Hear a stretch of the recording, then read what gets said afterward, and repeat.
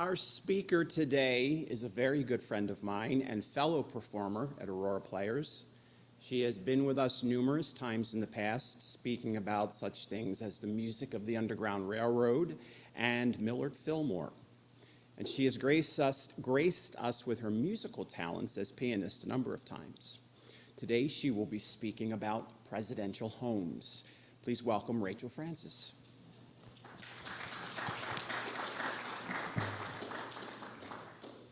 Thank you very much. This is the first time I'm giving this talk, so you're my guinea pigs. And I've already seen that some of my illustrations need to be improved, like there's a map coming up. But anyway, once I retired, I decided to start a quest of visiting all the presidential homes in order. And that is very inefficient. It starts out efficient because they're all in Virginia, but then it's bad now. But why did I want to start doing this? I've been guiding at the Millard Fillmore Museum since it opened in 1979, and so often I would meet people who were visiting presidential homes. But there was one guy I really remembered. He pulled up in a camper with his grandchildren, and he said they were from Virginia, and they had started visiting all the presidential homes in Virginia. And then they realized they needed a camper. So they were doing it in order, and I thought, that always resonated with me. Okay, so I'll go as fast as I can. You have plenty of time. So. You think? Oh. Yeah, but I got 54 slides. Okay. And it's not working now. Oh, do I go to you? Who do I point at? There we are. Okay. Of course, we start with Washington, and I had been there before. I'm going to recommend certain books and movies and TV series. And I have a printed bibliography up here, but my last slide you might want to just take a picture of if you would rather save paper. But you must read this book. Joseph Ellis wrote it, Founding Brothers. It is so deep in helping you understand those beginning years. And then this is the map. Well, it's better than I thought. Let me point. Okay, so we're going to talk about George Washington. He was born right here, Pope's Creek on the Potomac. Here's where he grew up, Fredericksburg Ferry Farm. There are so many sites to visit for George Washington. It's a tough start. And then here's Yorktown and Williamsburg, and Mount Vernon is up here. Okay, so next one. Uh-oh. Okay, I'll get better. Okay, so this is Ferry Farm. No, I'm sorry, this is Pope's Creek. This is where he was born. And this is what they call a memorial house. See the outline? That's where it really was, and that's a rebuild. And it's a beautiful place on the creek. And then I went to Ferry Farm, which is where he allegedly chopped down the cherry tree and threw the coin across what everyone thinks is the Potomac River. No, he threw it across this little river there called the Rappahannock. Okay. And they have a lot of money, these people. That's something as a volunteer at the Fillmore House where we have no money. It's interesting to visit these other sites and see how they're funded. And of course, the king of all funded sites is Mount Vernon. And I had been there before with my children. But I learned a lot. I learned a lot from going there again. And here's a movie you might want to watch. It's the National Treasure, Book of Secrets with Nicolas Cage. And I took the tour. They have a National Treasures tour. So you get to see all the places that were filmed in the movie. So one of the things that surprised me at Mount Vernon, if you've been to a lot of grand houses have this magnificent wood everywhere. Well, this in the entryway, it looks like beautiful mahogany. No, it's pine, and they used graining tools to make it look like fabulous mahogany, and so that surprised me. And then on the outside, he inherited this house that was a wood house, but he wanted to have it look like stone, so he had these prisms made of wood and had them covered with sand, so it looks like a stone house, okay? So to me, that's fake, right? Fake. Okay. Then I went to Fredericksburg, and there were several sites there that were interesting. He was a big Mason, as you know, so I went to his Masonic temple, and the house that he bought for his mother right there in Fredericksburg. He visited there on his way to be inaugurated. And then she passed away after that. So, hands. Who knows where he was inaugurated? New York City. Yeah, I have. Is that next? Oh, no, these are my antique postcards. I have a postcard collection, too. I just love all these interiors. There's his tomb. Okay, Wall Street. He was inaugurated in Wall Street because of course, Washington, D.C. did not exist yet. All right, so right there on Wall Street, you can visit the site. John Adams. All right. I love the Adams family. What a treasure of a family we had there to start this country off. He, you have to remember, was a radical. He was the one who led the Continental Congress to decide to separate from the mother country. That's a radical decision.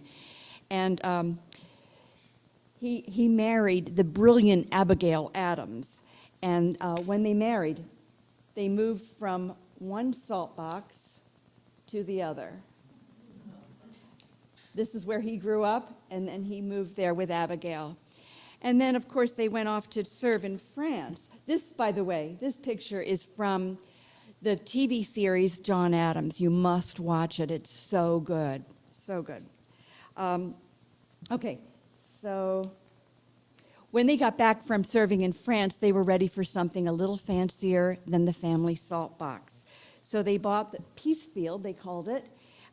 When you go for a tour for the Adams homes in Massachusetts, of course, you'll get to see all three buildings. And Peacefield is absolutely beautiful. And they remodeled it and covered it with the oldest wisteria in America. And then, of course, John Quincy Adams lived there, so I had to do him out of order. I had no choice. I had to do 2 and 6 at the same time, okay? So after John Quincy Adams died, his son, Charles Francis Adams, who had a very distinguished political career as well, lived there, and he built this library. This is the library of your heart. Oh, so beautiful. To in-house his father's 12,000 books, and it's absolutely breathtaking. And there's the wisteria also. Okay, then we go to Thomas Jefferson. So far it's easy, right? Washington, Adams, Jefferson, easy to remember. All right, and here are a lot of sites. He lived in Virginia, so I'm back in Virginia again. This was very convenient. And let's see, Monticello, right there. And here are his neighbors. Highland is Madison, Montpelier is Monroe. Or is it the other way around? Wait a minute, I have to look. I think Montpelier is Madison and Highland is Monroe. Here's how you remember those two. Numbers 4 and 5, Madison, Monroe, they're in alphabetical order. Okay? Okay, so let's see what else is up here. Here's Washington and Mount Vernon and Alexandria, where a lot of sites were. Fredericksburg had a lot of Washington sites. And way down here is Williamsburg. So great place to visit if you're into presidential history. Okay, so Thomas Jefferson is so problematic, isn't he? I listened to and read so many biographies of Thomas Jefferson, and it left me newly angry over his hypocrisy. Okay, he's writing all people are created equal, yet he had 700 slaves. All right, his wife Martha was fathered by the same man who fathered Sally Hemings, the slave which became his common-law wife, with whom he had 6 children. So they were half-sisters, yet he never freed Sally, and he never freed the children that Sally bore him. What is that about? I don't understand. But there's the other side of him, which is so admirable. His intelligence and his drive for education. I'll get to that in a minute. I finally found the University of Virginia Rotunda that he designed. It wasn't easy for me to find it. And when he was in Paris, and he toured all over Europe quite a lot, he learned a lot about architecture and came back and remodeled his Monticello based on what he learned on his travels in Europe. This is one of them. I won't read it. But Yeah, this is Sally's brother's home next to Monticello. I might say all these presidential homes now are doing a good job of addressing the issue of slavery and the hypocrisy and the horror of it. But yeah, this is Sally's brother's home. Okay? Yeah. Okay. Yeah, he had 6 children with Sally Hemings, and 4 of them survived to adulthood, and he never even freed his own flesh and blood. But economics, money's always there, right? This surprised me when I made these connections, cause and effect, okay? I'm a social studies teacher, right? So he was over there, and his administration, his representation of the United States, helped to get France on board to help us. We would not have won the revolution without the French help and their money. That money caused huge debt problems, economic woes in France, which led to the French Revolution, which you know followed our revolution. Because of the French Revolution, they needed money, so they were willing to sell the Louisiana Purchase. What was the result of that? Thomas Jefferson's land was less valuable. Isn't that an interesting cycle? And he did end up in a lot of debt, overwhelming debts at the end of his life. Here's the extra little house he decided to build. It's called Poplar Forest. It's not open in January, which is when I was doing a lot of these tours. I would go south. I would drive south and hit all these presidential sites on my way to visit my sister in Florida. But I never did hit Poplar Forest open, but it's very similar to the other homes and the University of Virginia dome that he designed. Poplar Forest. I'll get there someday. So here's his legacy. What did he want to be remembered for? Not all his political offices, but 3 points. Equality of all people, a little hypocrisy, right? Religious tolerance, thank you. Thank you for that. May it continue. And education of the citizenry. May that continue, please, Lord. An educated citizenry is a vital requisite for our survival as a free people. I'll try not to get too opinionated here. It's okay. Very opinionated. Which brings us to Madison. And Madison, people don't know how much he contributed. By the way, he was the same height as me, 5'4", shortest president. Here's another John Ellis book. It's on my bibliography. You must read or listen to. Quartet. It's called Quartet, and it's about Washington and Hamilton. We all know that name now, don't we? Madison and John Jay, and how they engineered the construction of the Constitution. You think about it, we focus on the Revolution and breaking away from England, but then where are you? You've got to put together a government. You've got to put together a country. And this is the man we most likely can thank for that. What he did once he was enlisted into this project was he did the ultimate research project in preparation, studying the governance of all kinds of countries through history, those that were successful and those that were not, and then he synthesized all of that together into what we are now familiar with as our government, our three-pronged balance of powers. May that continue, please, Lord. And came to Philadelphia with most of this in place. It was Madison who designed our country. And then there's Dolly. There's Dolly. She, like Martha Washington, was a very wealthy widow. So Madison and George both did the same, Washington did the same thing. And her husband had died in Philadelphia of yellow fever. And the reason we know about her, that's not such a great picture, is it? She's saving George Washington's portrait in the fire. How do we know about that? Her slave, Paul Jennings, wrote his life story, and that was one of the anecdotes.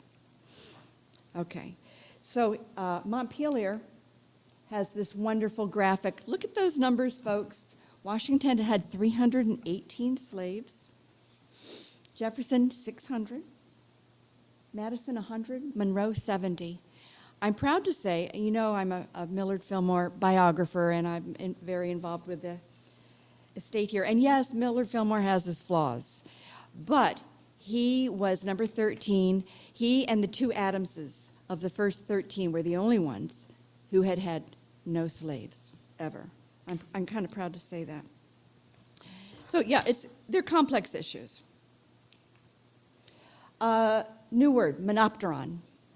Yeah, this is a temple, and it's just above the ice house. So that's another new phrase I learned on my tour. You ready? It's Latin, utile dulce.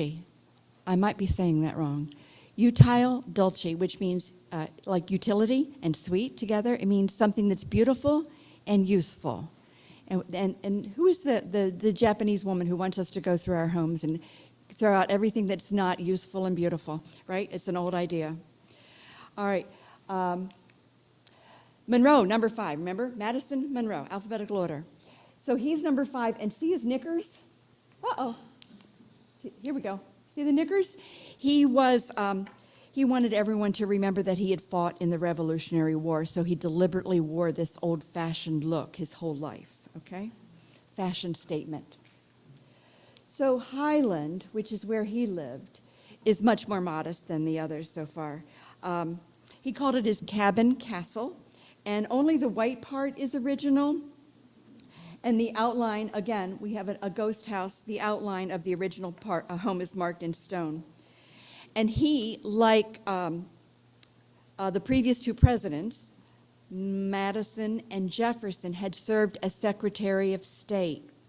And so Monroe chose John Quincy Adams, and he traveled to Quincy, Massachusetts to tell John Adams that he had done this and that he expected the pattern to continue, that John Quincy Adams would be number 6 because he was now Secretary of State. I kind of like that. So this is Monroe's daughter, Eliza, on the left, and this is her best buddy in school in Paris. Her name was Hortense, and she happened to be Napoleon's stepdaughter. They were best buddies. And if you go to the museum, you will see the necklace that Hortense gave to Eliza for her wedding. It's unbelievable, unbelievable.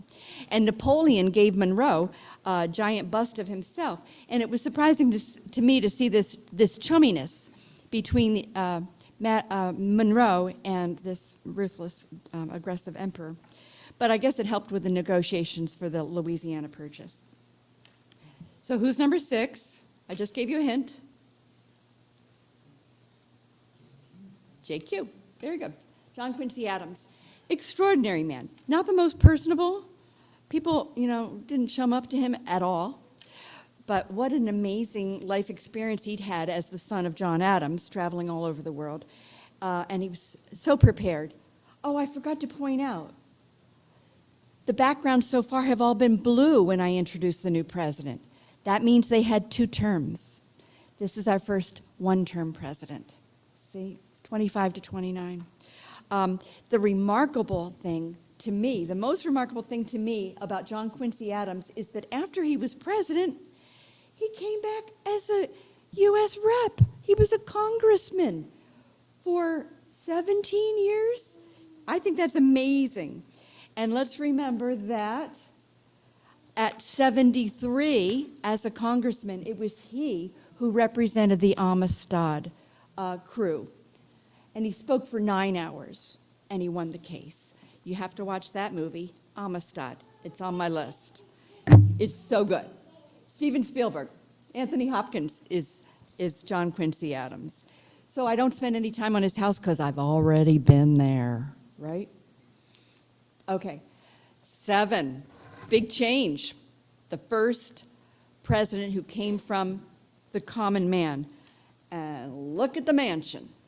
Yeah, what's with that? Okay, that surprised me to see this mansion.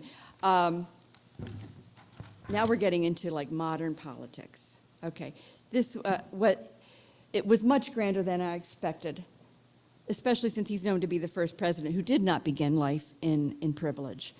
And first it was a Greek revival, and first it was a federal style brick house, and then it gradually evolved into this beautiful Greek revival. Inside, hand-painted Greek scenes from France. Okay, this is not a log cabin guy. Okay, and the grounds are beautiful, crepe myrtle everywhere. He does have. Oh wait, we're going to talk about Rachel. All right, Rachel was his wife. It's such a love story, but so controversial. She was the first woman who had been divorced and then became a first lady.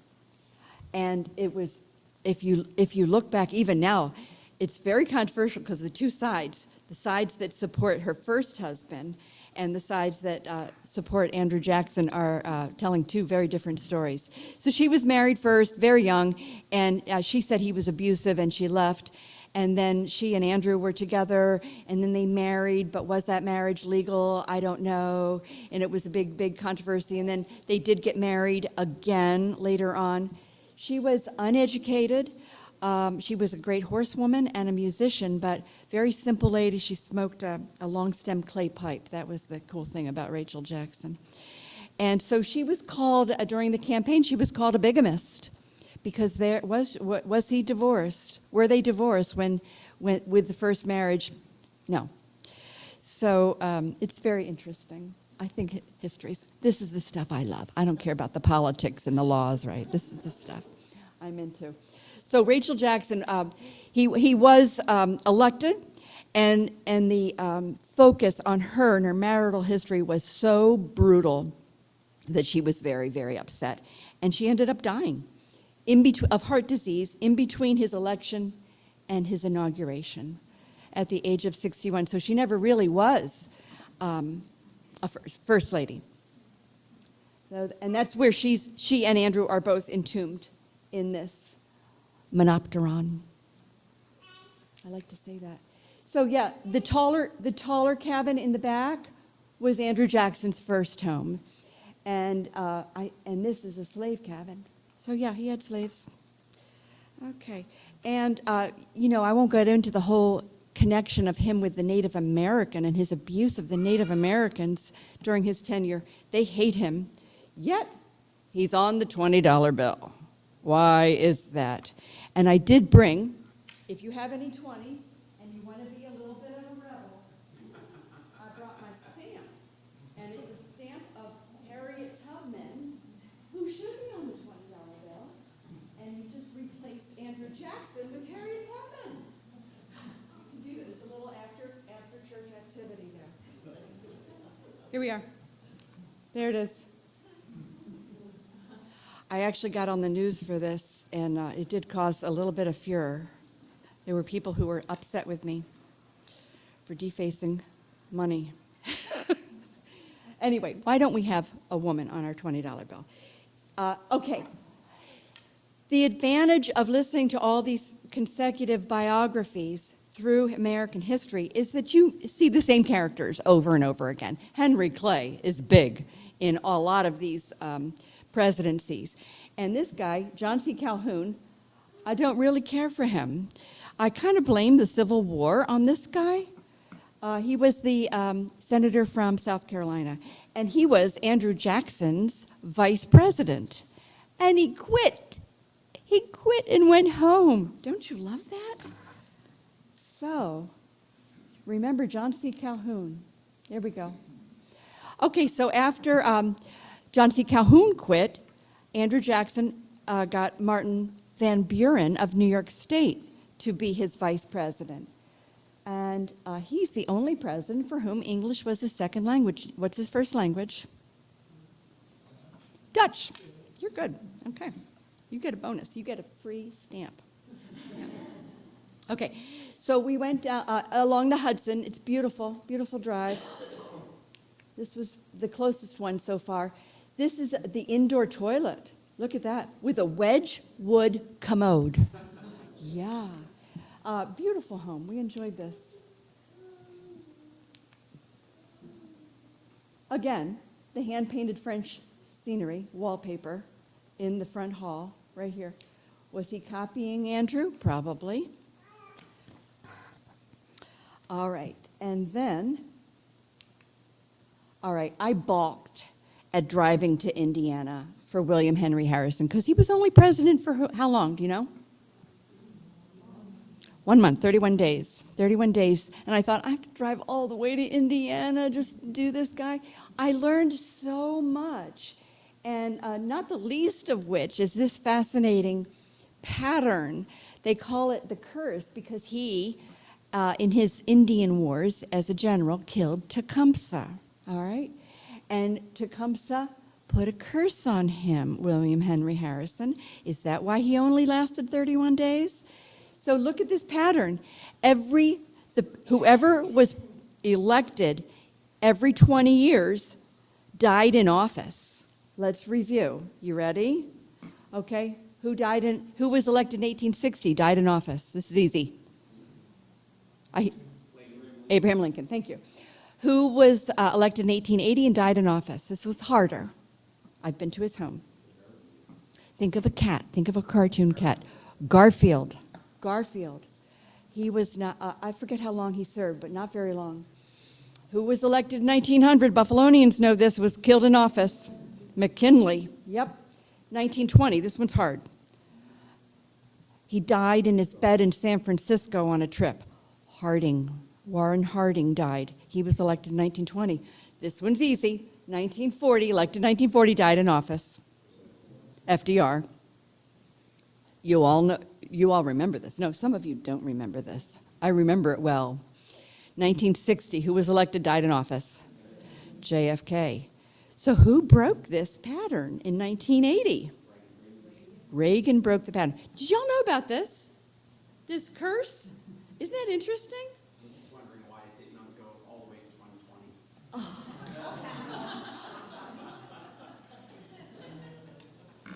So anyway, I went all the way out to Indiana and learned so much. He was the governor of, where is it? He was the governor of the Indiana Territory, which was huge. He was a successful general.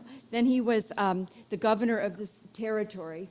And then he was a rep, and then he was a senator, and then he was elected president. He probably would have been a really good president.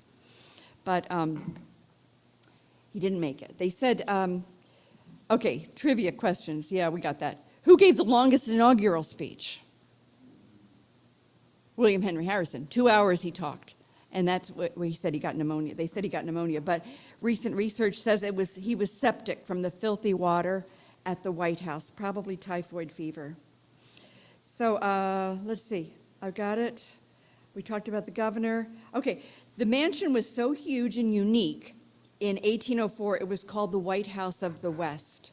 And it was very fortified. It was thick walls because they were worried about the Native Americans. More signs. I'm flying through these. I don't want you to read them.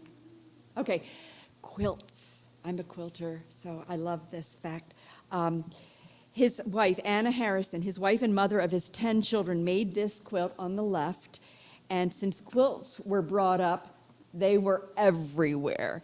And there were more quilt designs named for William Henry Harrison than anybody else. The log cabin pattern came from this. And let's see. Oh, the wig rose. He was a wig. So the wig rose is a quilt pattern that was named for him. Up, there's more. All up the stairs. There were quilts everywhere. I loved it. Okay, over in this shutter, you can't really see it. I think that's it right there. There's a hole. Is it a gunshot? That's what they thought. Gunshot. Oh, I get to sing. Is that okay? This is something that happened. The Whigs created, the WHIJ, Whigs, created the modern political campaign as they could in 1840, okay? So this is the tune that they did for Tippecanoe and Tyler too, and he's running against Van Buren, okay? So we get a little insult coming up here, okay? What has caused this great commotion, motion our country through? It is the ball that's rolling on for Tippecanoe and Tyler too, for Tippecanoe and Tyler too. And With them we'll beat little Van. Van is a used up man. And with them we'll beat little Van. Why don't we have campaign songs anymore? I've got to create a lecture of just campaign songs because I think they're so funny because they always insult the opposition. And this one is the Whig song. So this is what they were going with, that Tippecanoe and Tyler too. They decided that the jug of whiskey and the log cabin gave the image of the common man, going back to Andrew Jackson. And when his opponent said that William Henry Harrison was so old he'd be happy in his log cabin drinking hard cider, the Whigs ran with it, portraying this wealthy man, I'm going to show you the home he was born in one of the best Virginia families as a hick. All the campaign events served hard cider, and log cabins were ubiquitous. Tippecanoe and Tyler too was the catchy motto and tune. It worked. Listen to this. 80% of those qualified, which at that point was white men, okay, voted. 80% voted. That's crazy. And the first Whig was elected in a landslide, so it worked. So then I traveled across the country to Virginia to see this home, the Berkeley Plantation, down on the James River. It was originally 20,000 acres. Oh, I have to point out the, what do you call it? Pez container for William Henry Harrison. So, Benjamin Harrison was the fourth built this. He was holding his daughter and looking out the window when lightning struck them both and killed them. His wife died a month later of heartbreak. The walls are 18 inches thick. The foundation is 16 layers of brick sitting on bedrock. This is the one in Virginia.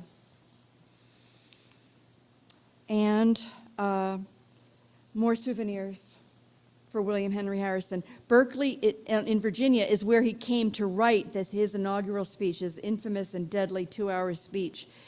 But he must have been very saddened to see the deterioration under his brother's ownership. He was not the oldest brother, so he didn't inherit it. And they had to sell it 2 years later.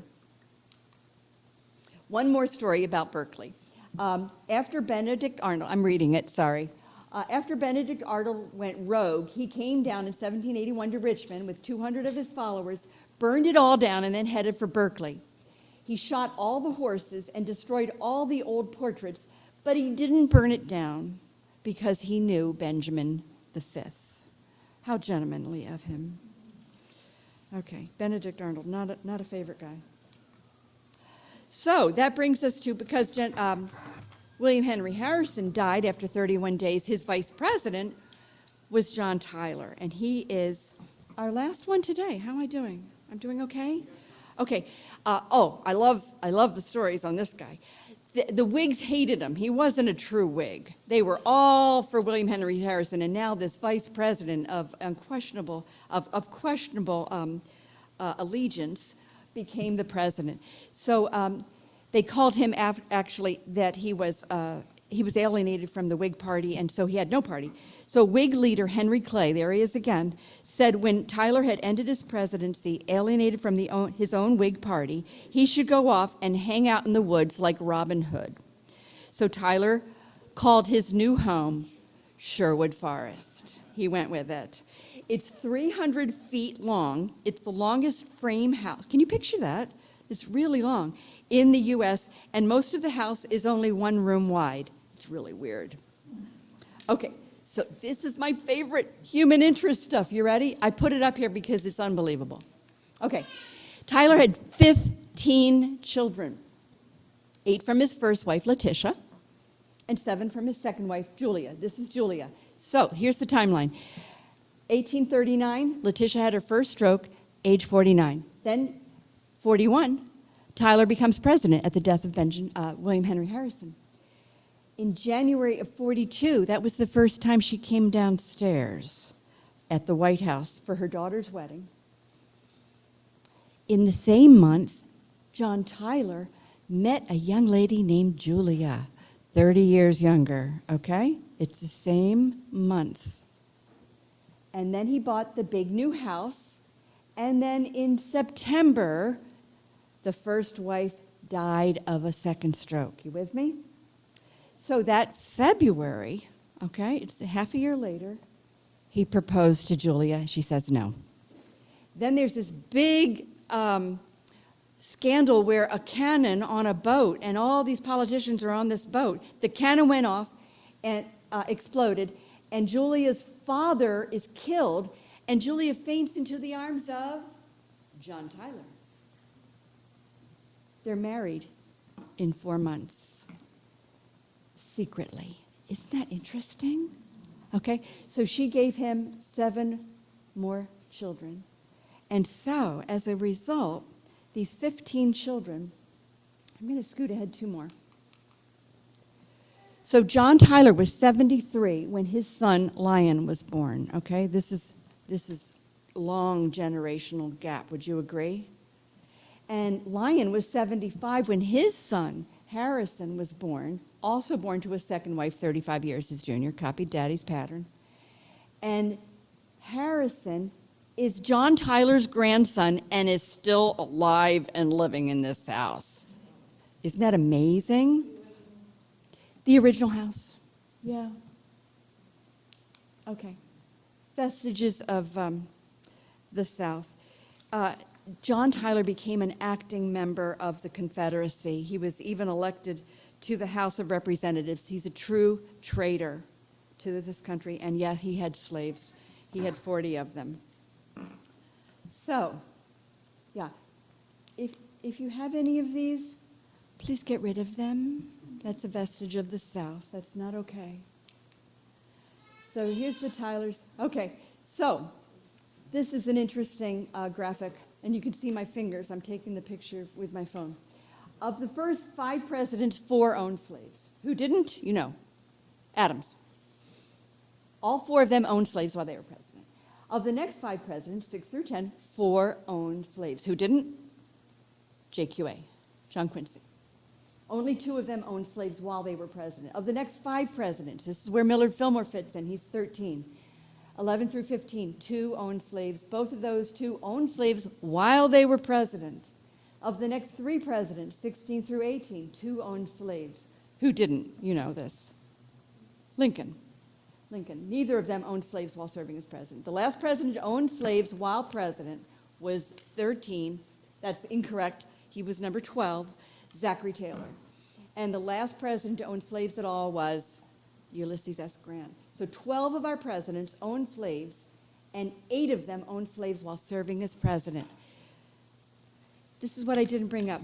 We have to be careful of the issue of presentism. And I struggle with this all the time in writing about, I'm working on a book right now. I'm actively working on it. Thank you, Lord. About the 2 wives of Millard Fillmore. It's called presentism, judging the past from what we see and understand in 2024. That's presentism. And yes, sometimes it's the right thing to do, but sometimes it isn't fair. It's a real balance. Do you understand? Presentism. I hope that makes sense. And I want to point this out. Phil, wave Phil. Phil and I are both board members of the Buffalo Presidential Center in Buffalo. Please go on a Saturday when you have nothing else to do. 10 to 4, it's open in the 2nd floor of the downtown library. It's free, but we do welcome donations. And it's full of presidential memorabilia, especially focused on the 4, I should say, that Buffalo has an intersection with. Which presidents belong to Buffalo? We know my guy, Millard Fillmore. McKinley, because he was shot here. Roosevelt, because he was inaugurated here. And one more, I just visited his museum. I'm up to 22 and 24. He was the only president with a split term. Grover Cleveland, yeah. So we're focused especially on them, but we have special exhibits that rotate all the time. What's coming up, Phil? Phil is organizing an exhibit about Rosalind or Rosalind. We're arguing about how to say her name, Carter, and her passing. So it's very interesting if you're focused on history and interested in history. Please come. And this is get your phones ready if you don't want to waste paper, but you can take a piece of paper. These are the books I have mentioned and recommend, especially the asterisked ones. There it is. Founding Brothers, John Adams, Amistad, and the Quartet. Joseph Ellis is just brilliant.